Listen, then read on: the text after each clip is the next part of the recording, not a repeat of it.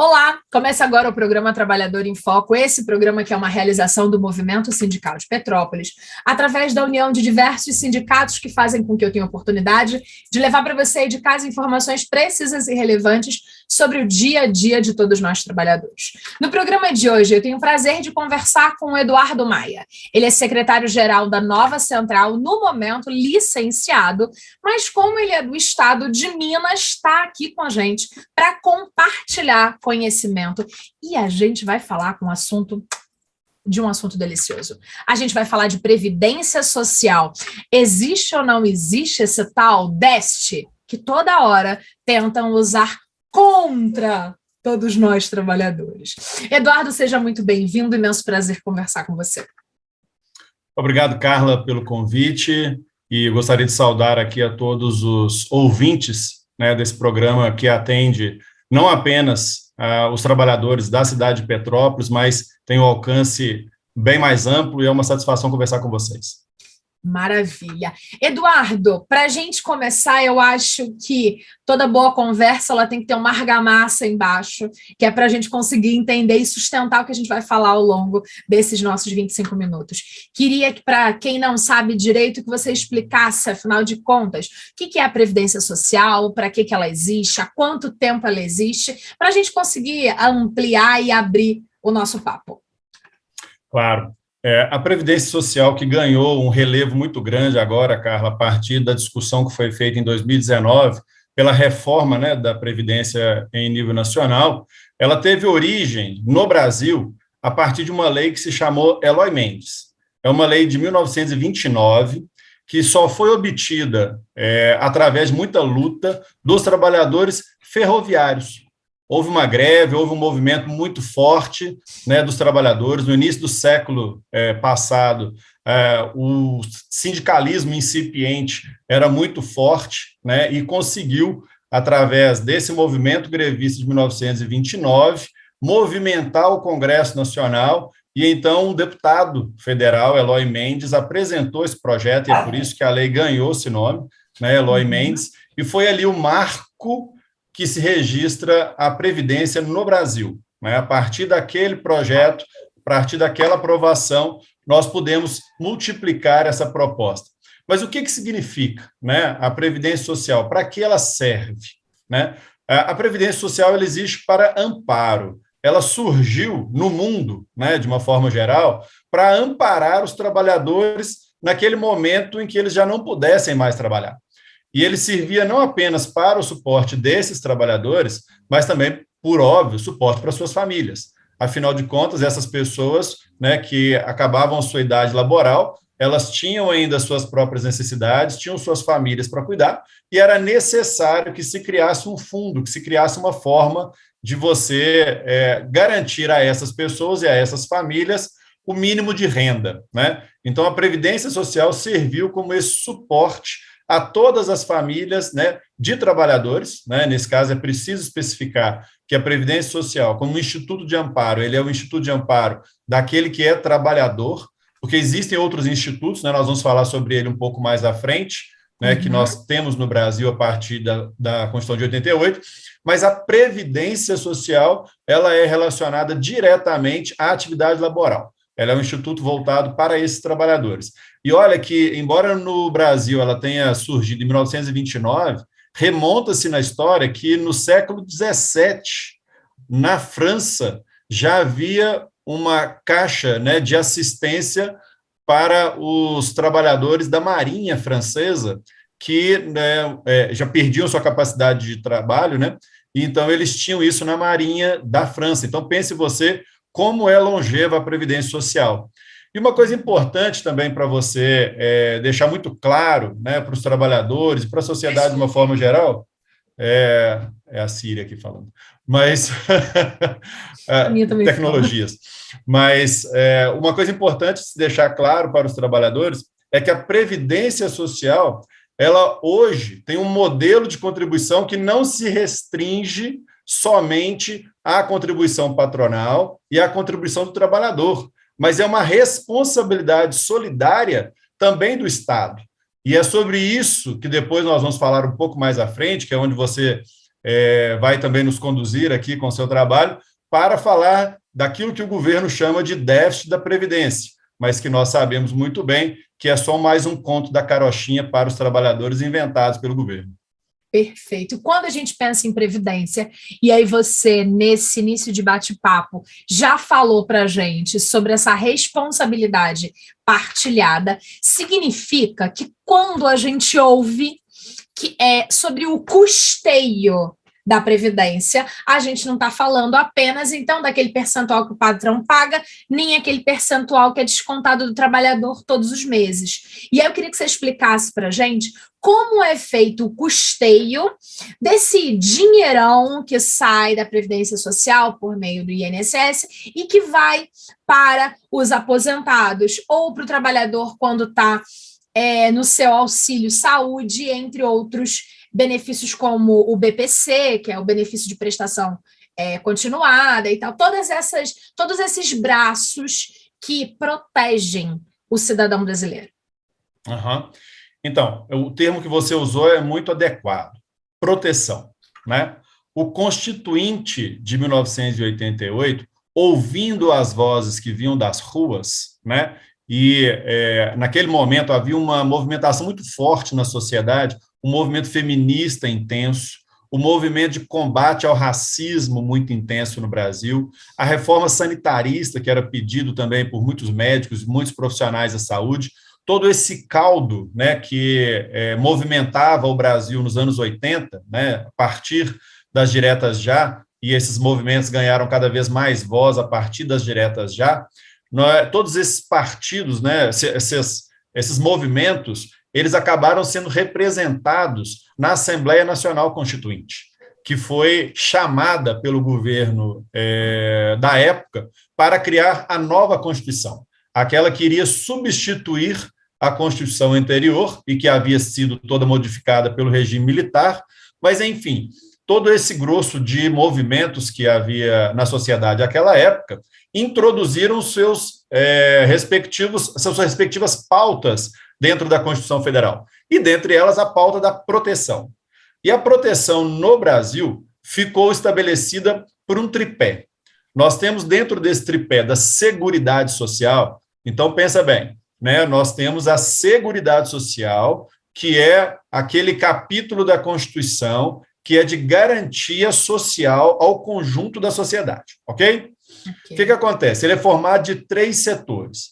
O SUS, que é o Sistema Único de Saúde, a Previdência Social, que é o regime geral de previdência, que é de todos os trabalhadores urbanos e rurais, atualmente, na época só os urbanos, mas a partir da Constituição de 88 também os rurais passaram a integrar o regime geral de previdência, e a assistência social.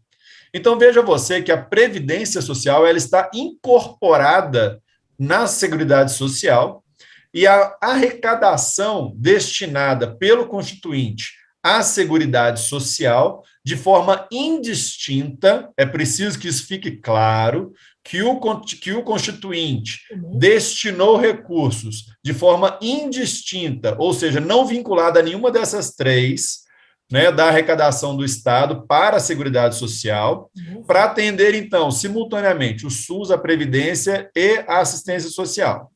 O que acontece, e que o governo gosta de ficar inventando história para a sociedade, é que na Previdência Social há déficit.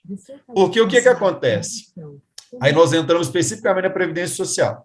Essa Previdência Social, como ela é baseada na atividade laboral, e como nós dissemos, realmente, Previdência, ela diz respeito ao trabalhador, ela tem como uma das suas formas de arrecadação, a Previdência, a contribuição patronal, ou seja, os empregadores, eles têm que contribuir com a previdência dos seus funcionários, e a outra forma de financiamento é a contribuição do trabalhador. Então, ele tem essas 2 formas, e mais, e aí é que vem o pulo do gato, que o governo fica alegando que há um déficit, né, na previdência, e que fica discutindo, né, com a sociedade que há uma discussão sobre a forma de cálculo. Não há discussão sobre fórmula de cálculo. A Previdência Social ela é financiada pelos trabalhadores e pelas demais receitas da Seguridade Social. né? E quais são essas receitas da Seguridade Social que estão previstas na Constituição, estão previstas no artigo 195 da Constituição Federal. Esses são a receita da União, ou seja, a União tem responsabilidade direta sobre a Seguridade Social. Então, a primeira fonte de arrecadação da Seguridade Social é a receita da União, ou seja, a União não pode se furtar. Ao se falar que a União tem que aportar recursos para a Previdência e os demais institutos de Seguridade Social, é verdade, mas já há previsão constitucional disso, não é por causa de déficit, não, é porque é obrigação dela fazê-lo. Perfeito. Então, é uma obrigação da União assistir as pessoas, né, que necessitam ali do SUS, necessitam da assistência social e da Previdência Social. Né? A Previdência Social não tem só como fonte arrecadadora essas duas, o trabalhador e o empregador, ok? Outras formas de arrecadação além da União são as contribuições sociais. Contribuição sobre lucro líquido, por exemplo, que é destinada somente à Seguridade Social, e outras fontes de receita, como, por exemplo, juros sobre valores que a Previdência, ou, na verdade, que a Seguridade Social tenha investido, participação nos lucros das lotéricas, né, dos jogos que são mantidos no Brasil. Então, tudo isso forma um bolo financeiro para ser utilizado não é só na assistência social e nem somente no SUS. É para ser usado nos três, incluindo a Previdência. Só que o governo faz esse jogo de narrativas na sociedade para dizer que, não, como só o trabalhador e o empregado e o empresariado que estão contribuindo e há X de valores a serem gastos com a Previdência, nós estamos tendo gasto além daquilo que temos para suprir o gasto da Previdência. Mas não é verdade. E a gente vai falar mais sobre isso. Isso é ótimo, porque quando a gente fala isso não é verdade, e a gente consegue provar com A mais B, usando a própria Constituição e as leis, a gente está desconstruindo esse discurso de tanto tempo, olha, muito mais home do que office. O cachorro subiu no sofá aqui atrás. Isso aqui dá a gente com a tecnologia e trabalhar de casa, né? Olha lá. É isso. O teletrabalho tem suas vantagens, né? Você tem o calor do seu pet em casa.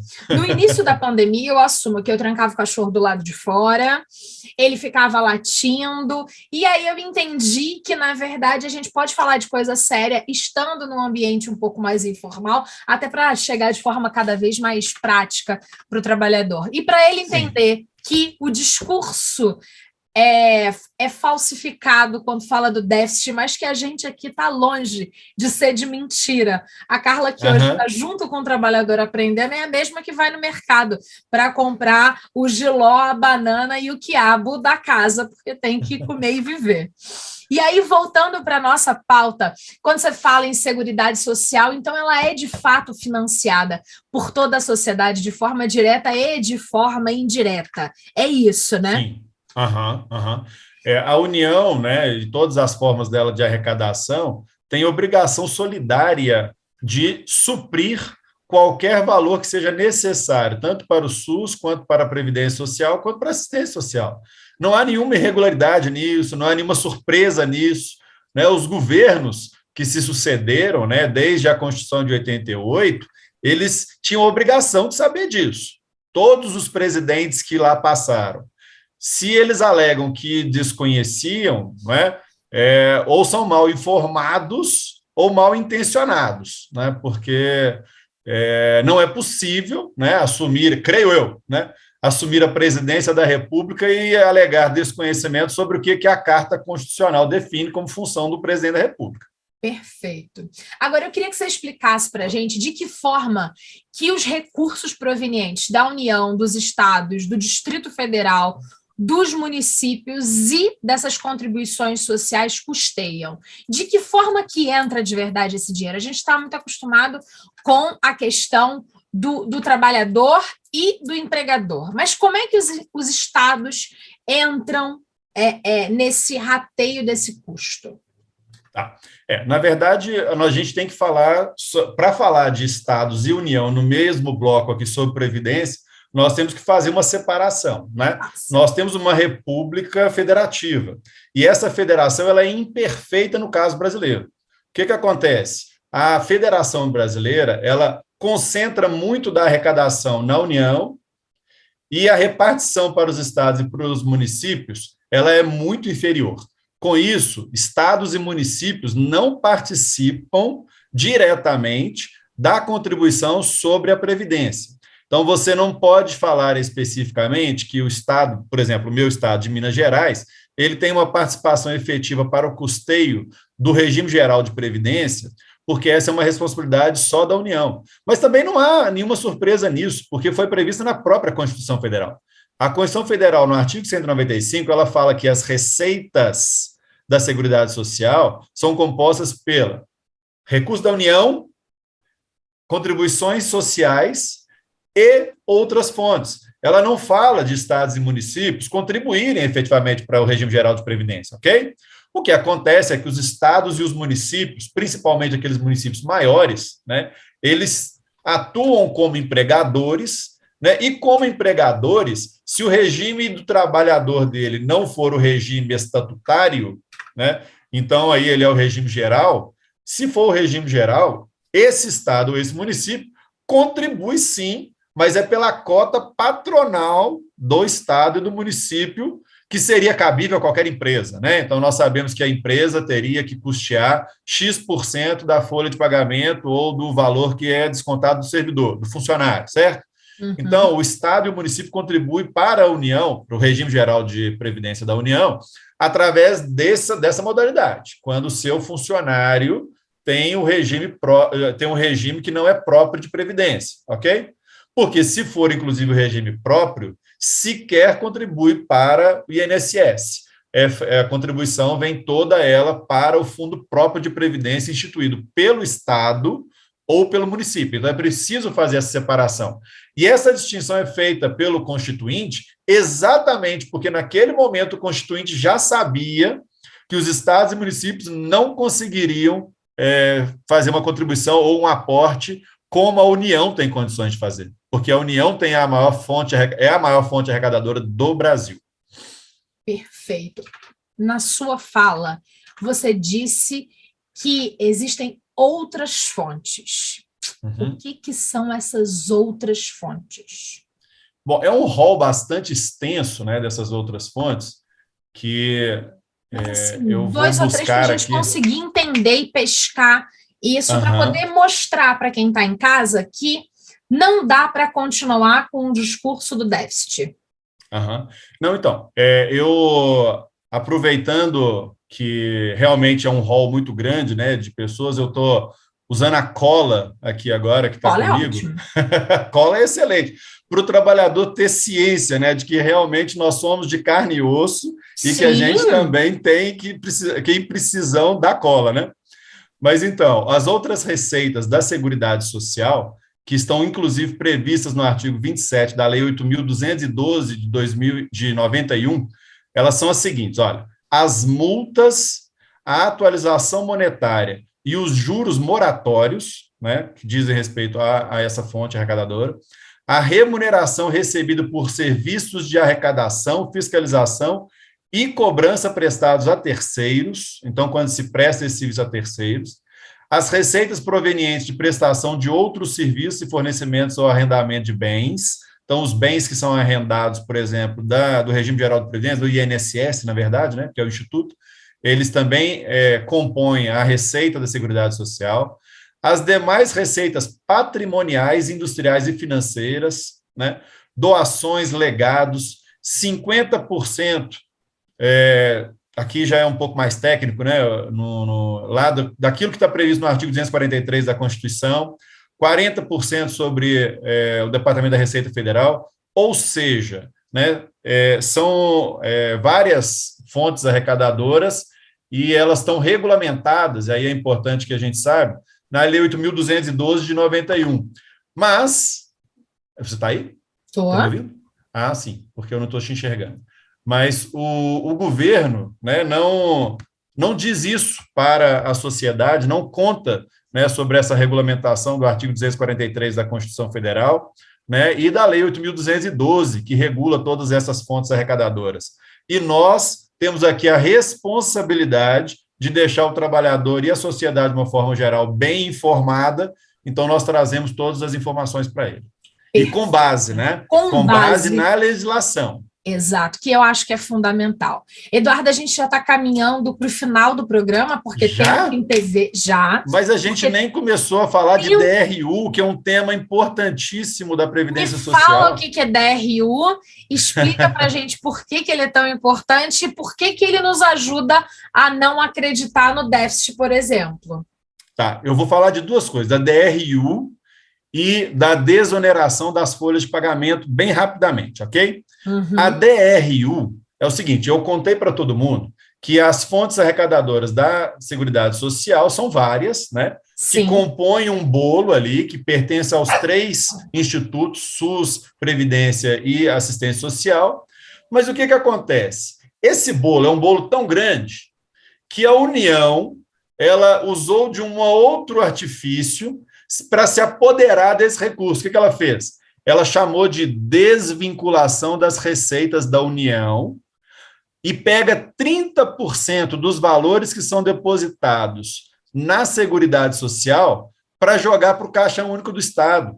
Ou seja, quando há a CSLL, né, quando incide a CSLL, que é a contribuição social sobre o lucro líquido das empresas, por exemplo, e que deveria ir para a Previdência, ele até vai. Mas chega lá, o governo pega 30% da Seguridade Social e joga no Caixa Único dele. Ou seja, o governo... Pois é, bonito demais. O governo ele tem um discurso totalmente diferente da prática. Porque se é verdade que não há recursos na Seguridade Social, não há como eu retirar recursos de lá. E se ele o faz, o que é pior, se ele alega que há déficit e ainda assim retira recursos, ele é o maior responsável pelo aprofundamento do déficit, não é? Já não, em tese, ele alega que já não tem dinheiro. Ele ainda tira, então ele é o principal responsável por aprofundar esse déficit. Mas ele vai além, viu, Carla? Ele vai além. Ele ainda desonera a contribuição patronal. Isso Muitas aí. Das grandes empresas no Brasil deixam de recolher para a Previdência Social, que é aquilo que eu te falei, né? A Previdência Social tem como fonte arrecadadora o trabalhador e o empregador. Mas aí o governo vai lá e ele faz isso de forma consciente, sabendo que vai haver menos recursos na Previdência. Vai lá e desonera essas empresas, ou seja, fala com elas assim, não precisa pagar a sua cota patronal na Previdência Social. E pasmem vocês, muitas dessas empresas que recebem tais benefícios, quando elas são chamadas a voltar a contribuir, sabe o que elas fazem? Elas demitem os seus funcionários, porque elas não têm compromisso social com o trabalhador. Né? É preciso deixar claro isso. As empresas não têm compromisso. Né? E é muito importante que nós aí agora, deixa eu fazer um apelo, né? Que nós, classe trabalhadora, tenhamos no Congresso Nacional uma bancada de trabalhadores para que, a partir do próximo governo, a partir da próxima gestão, seja ele qual for, mas nós esperamos que seja um governo progressista, né, que se retorne, volte a sorrir o Brasil, né, nós esperamos que isso aconteça, que volte a sorrir o Brasil, mas nós, trabalhadores, não temos o direito de votar em quem vota contra o trabalhador. É por isso que aqui em Minas Gerais nós temos candidatura própria para os cargos de deputado federal, e é por isso que eu coloquei o meu nome à disposição aqui. Porque temas como esse, de previdência social, emprego e renda, fim da fome, né, no Brasil, todos esses são temas da classe trabalhadora, e eu, como representante da classe trabalhadora, quero estar lá no Congresso Nacional para defendê-los. Está certíssimo, Eduardo. A gente chegou no final do nosso tempo. Eu te agradeço imensamente por compartilhar conosco informações que são relevantes para o nosso telespectador aqui do estado do Rio de Janeiro. Te desejo sucesso aí nessa reta final, né? Que os eleitores do estado de Minas entendam a importância de termos trabalhadores de fato representando trabalhadores na esfera política. Obrigada de verdade, foi um grande prazer falar com você. Uma satisfação toda minha. Obrigada a você de casa, espero que você tenha entendido de uma vez por todas que não dá mais para usar esse discurso do déficit. Na verdade, estão tentando nos enganar. Não se deixe ser enganado. A gente volta em breve aqui na grade da TV Petrópolis num novo programa Trabalhador em Foco. Um abraço grande e até lá. Tchau, tchau. Abraço a todos.